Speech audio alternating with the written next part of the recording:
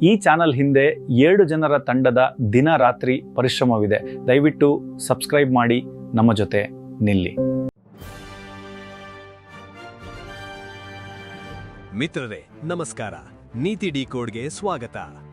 ಭಾರತದ ಇತಿಹಾಸದಲ್ಲಿ ಸುವರ್ಣಯುಗ ಅಂದ್ರೆ ಯಾವ ಕಾಲ ಅಂತ ಕೇಳಿದ್ರೆ ಒಂದು ಹೆಸರೇ ಮೊದಲು ಬರುತ್ತದೆ: ಗುಪ್ತರ ಕಾಲ. ಆ ಸುವರ್ಣಯುಗದ ಹೃದಯ, ಆ ಶಕ್ತಿಯ ಕೇಂದ್ರ ಒಬ್ಬ ಅಪ್ರತಿಮ ಚಕ್ರವರ್ತಿ ಸಮುದ್ರಗುಪ್ತ. ಮೊದಲನೇ ಚಂದ್ರಗುಪ್ತ ಮತ್ತು ಲಿಚ್ಛವಿ ವಂಶದ ರಾಜಕುಮಾರಿ ಕುಮಾರದೇವಿಯ ಮಗನಾಗಿ ಜನಿಸಿದ ಸಮುದ್ರಗುಪ್ತ ಸಾಮಾನ್ಯ ರಾಜಕುಮಾರರಲ್ಲ. ಬಾಲ್ಯದಿಂದಲೇ ಅವನು 2 ದಿಕ್ಕಿನಲ್ಲಿ ತಯಾರಾಗುತ್ತಿದ್ದ. ಒಂದು ಕಡೆ ಶಸ್ತ್ರಾಸ್ತ್ರ ತರಬೇತಿ, ಇನ್ನೊಂದು ಕಡೆ ವೇದಶಾಸ್ತ್ರಗಳ ಅಧ್ಯಯನ. ಅಂದರೆ ಒಬ್ಬ ಯೋಧ ಮಾತ್ರವಲ್ಲ, ಒಬ್ಬ ಚಿಂತಕ ಕೂಡ. ತಾಯಿಯ ಲಿಚ್ಛವಿ ವಂಶದಿಂದ ಬಂದ ರಾಜಕೀಯ ಬೆಂಬಲ ಅವನಿಗೆ ಅಧಿಕಾರಕ್ಕೆ ಒಂದು ಬಲವಾದ ಪಾಯಭಾರ ನೀಡಿತು. ಆದರೆ ಇಲ್ಲಿ ಒಂದು ಟ್ವಿಸ್ಟ್ ಇದೆ. ಚಂದ್ರಗುಪ್ತನಿಗೆ ಅನೇಕ ಮಕ್ಕಳಿದ್ದರೂ ಅವನು ಸಮುದ್ರಗುಪ್ತನನ್ನೇ ಉತ್ತರಾಧಿಕಾರಿಯಾಗಿ ಆಯ್ಕೆ ಮಾಡಿದನು. ಏಕೆ ಗೊತ್ತಾ? ಅವನಲ್ಲಿದ್ದ ಧೈರ್ಯ, ಅವನಲ್ಲಿದ್ದ ಬುದ್ಧಿವಂತಿಕೆ ಮತ್ತು ಮುಖ್ಯವಾಗಿ ಅವನಲ್ಲಿದ್ದ ಸಾಮ್ರಾಜ್ಯ ನಿರ್ಮಾಣದ ದೃಷ್ಟಿ. ಆಸ್ಥಾನದ ಎಲ್ಲರೂ ಅಚ್ಚರಿಪಡುವಂತೆ ಈ ನಿರ್ಧಾರ ತೆಗೆದುಕೊಳ್ಳಲಾಯಿತು. ಆದರೆ ಸಿಂಹಾಸನಕ್ಕೆ ಬಂದ ತಕ್ಷಣ ಜೀವನ ಸುಲಭವಾಗಲಿಲ್ಲ. ಆಂತರಿಕ ಬಂಡಾಯಗಳು, ಪ್ರತಿಸ್ಪರ್ಧಿಗಳು, ಸವಾಲುಗಳು ಇವುಗಳೆಲ್ಲ ಅವನ ಮುಂದೆ ನಿಂತವು. ಆದರೆ ಇಲ್ಲಿ ಸಾಮಾನ್ಯ ರಾಜರು ಕುಸಿಯುತ್ತಾರೆ. ಸಮುದ್ರಗುಪ್ತ ಏನು ಮಾಡಿದ? ಅವನು ಈ ಸಮಸ್ಯೆಗಳನ್ನೇ ಅವಕಾಶವಾಗಿ ನೋಡಿದ. ಅವನೊಂದು ದೊಡ್ಡ ಸಂಕಲ್ಪ ಮಾಡಿಕೊಂಡ. ಇಡೀ ಭಾರತವನ್ನು ಒಂದು ಸಾಮ್ರಾಜ್ಯದಲ್ಲಿ ಒಗ್ಗೂಡಿಸಬೇಕು. ಮೊದಲು ಅವನು ಗಮನ ಕೊಟ್ಟದ್ದು ಉತ್ತರ ಭಾರತ, ಅಂದರೆ ಆರ್ಯಾವರ್ತ. ಅಲ್ಲಿ ನಡೆದ ಯುದ್ಧಗಳು ಭಯಾನಕ.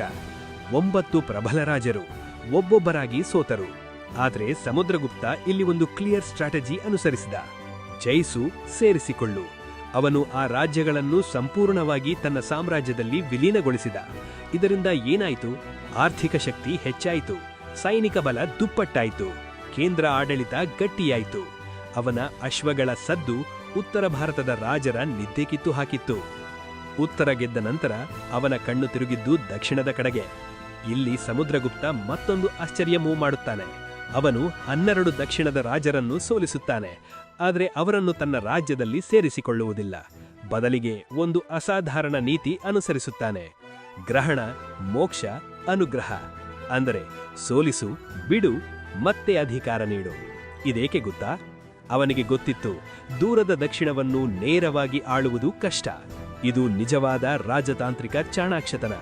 ಇಂದಿನ ಜಿಯೋಪಾಲಿಟಿಕ್ಸ್ನಲ್ಲೂ ಇದು ಬಳಕೆಯಾಗುತ್ತದೆ. ಗೆಳೆಯಡೆ ಒಂದು ಸಣ್ಣ ಮನವಿ: ನಮ್ಮ ವಿಡಿಯೋ ನೋಡುತ್ತಿರುವ ಹಲವರು ಇನ್ನೂ ಸಬ್ಸ್ಕ್ರೈಬ್ ಮಾಡಿಲ್ಲ. ಈ ಚಾನೆಲ್ ಹಿಂದೆ 7 ಜನರ ತಂಡದ ದಿನರಾತ್ರಿ ಪರಿಶ್ರಮ ಇದೆ. ದಯವಿಟ್ಟು ಸಬ್ಸ್ಕ್ರೈಬ್ ಮಾಡಿ, ನಮ್ಮ ಜೊತೆ ನಿಲ್ಲಿ.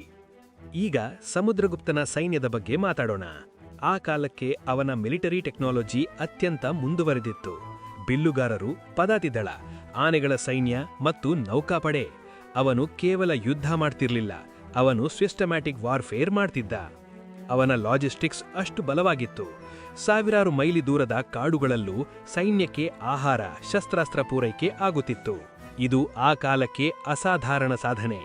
ಈಗ ಅವನ ವಿಜಯದ ಶಿಖರ ಅಶ್ವಮೇಧ ಯಾಗ. ಈ ಯಾಗದಲ್ಲಿ ಒಂದು ಕುದುರೆಯನ್ನು ಬಿಡಲಾಗುತ್ತದೆ. ಅದು ಎಲ್ಲೆಲ್ಲ ಹೋಗುತ್ತದೋ ಅಲ್ಲಿನ ರಾಜರು ಅದನ್ನು ತಡೆಯದಿದ್ದರೆ ಅದು ಆ ಸಾಮ್ರಾಜ್ಯದ ಅಧಿಪತ್ಯ ಒಪ್ಪಿಕೊಂಡಂತೆ. ಸಮುದ್ರಗುಪ್ತನ ಕುದುರೆ ಯಾವ ಅಡೆತಡೆಯಿಲ್ಲದೆ ಭಾರತವನ್ನು ಸುಟ್ಟಿ ಬಂತು. ಇದು ಏನು ತೋರಿಸಿತು? ಅವನು ಅಪ್ರತಿಹತ. ಆದರೆ ಸಮುದ್ರಗುಪ್ತ ಕೇವಲ ಯೋಧ ಅಲ್ಲ, ಅವನ ಮತ್ತೊಂದು ಮುಖ ಕಲೆ ಮತ್ತು ಸಂಗೀತ. ಅವನ ನಾಣ್ಯಗಳನ್ನು ನೋಡಿದರೆ ಗೊತ್ತಾಗುತ್ತದೆ. ಕೆಲವು ನಾಣ್ಯಗಳಲ್ಲಿ ಅವನು ಹುಲಿಯನ್ನು ಬೇಟೆಯಾಡುತ್ತಿರುವ ಯೋಧ, ಇನ್ನೊಂದರಲ್ಲಿ ಶಾಂತವಾಗಿ ವೀಣೆ ನುಡಿಸುತ್ತಿರುವ ಕಲಾವಿದ. ಇದೇನು ಹೇಳುತ್ತದೆ? ಪವರ್ ಪ್ಲಸ್ ಸಂಸ್ಕೃತಿ ಈಕ್ವಲ್ಸ್ ಸಂಪೂರ್ಣ ರಾಜ. ಅವನಿಗೆ ಕವಿರಾಜ ಅನ್ನುವ ಬಿರುದು ಕೂಡ ಇತ್ತು. ಅವನ ಆಸ್ಥಾನದಲ್ಲಿ ಹರಿಶೇನನಂತಹ ಮಹಾನ್ ಪಂಡಿತರಿದ್ದರು. ಅವರೇ ಬರೆದ ಅಲಹಾಬಾದ್ ಪ್ರಶಸ್ತಿ ಇಂದಿಗೂ ಸಮುದ್ರಗುಪ್ತರ ಕಥೆ ಹೇಳುತ್ತಿದೆ. ಇನ್ನೊಂದು ರೋಚಕ ಸಂಗತಿ, ಅವನು ಶತ್ರುಗಳನ್ನು ಹೇಗೆ ನೋಡುತ್ತಿದ್ದ. ಯುದ್ಧದಲ್ಲಿ ಸೋತವರನ್ನು ಅವನು ಹಿಂಸಿಸಲಿಲ್ಲ. ಒಮ್ಮೆ ಕಾಡಿನ ಬುಡಕಟ್ಟು ರಾಜರು ಶಮನಾದಾಗ ಅವನು ಅವರನ್ನು ನಾಶ ಮಾಡಿಲ್ಲಲ್ಲ, ಬದಲಿಗೆ ಅವರಿಗೆ ಸ್ವಾತಂತ್ರ್ಯ ಕೊಟ್ಟ ಮತ್ತು ಅವರನ್ನು ಮಿತ್ರರನ್ನಾಗಿ ಮಾಡಿಕೊಂಡ. ಇದು ಹಾರ್ಟ್ ಗೆಲ್ಲುವ ನಾಯಕತ್ವ. ಅವನ ಸಾಮ್ರಾಜ್ಯ ಎಷ್ಟು ದೊಡ್ಡದು ಗೊತ್ತಾ? ಹಿಮಾಲಯದಿಂದ ನರ್ಮದಾ, ಬ್ರಹ್ಮಪುತ್ರದಿಂದ ಯಮುನಾ. ಅಷ್ಟೇ ಅಲ್ಲ, ಕಾಶ್ಮೀರ ಮತ್ತು ಅಫ್ಘಾನಿಸ್ತಾನದ ಭಾಗಗಳು ಕೂಡ ಅವನಿಗೆ ಕಪ್ಪಕಾಣಿಕೆ ನೀಡುತ್ತಿದ್ದವು. ಇದು ಮೊದಲ ಬಾರಿಗೆ ಭಾರತೋಪಖಂಡ ಒಂದು ಗಟ್ಟಿಯಾದ ಕೇಂದ್ರ ಆಡಳಿತಕ್ಕೆ ಬಂದ ಸಮಯ. ಅವನ ಜೀವನದ ಕೊನೆಯ ಭಾಗವು ಅದೇ ರೀತಿಯ ಚಾಣಾಕ್ಷತನದಿಂದ ತುಂಬಿತ್ತು. ಅವನು ತನ್ನ ಮಗ ಚಂದ್ರಗುಪ್ತ II ಅಂದರೆ ವಿಕ್ರಮಾದಿತ್ಯನಿಗೆ ಅಧಿಕಾರ ಹಸ್ತಾಂತರಿಸಿದ. ಅವನು ಕೇವಲ ಸಾಮ್ರಾಜ್ಯವನ್ನೇ ಕೊಡಲಿಲ್ಲ, ಒಂದು ಬಲವಾದ ವ್ಯವಸ್ಥೆ ಕೊಟ್ಟ. ಅದಕ್ಕಾಗಿಯೇ ಗುಪ್ತರ ವೈಭವ ಮುಂದಿನ ಹಲವು ವರ್ಷಗಳವರೆಗೂ ಮುಂದುವರೆಯಿತು.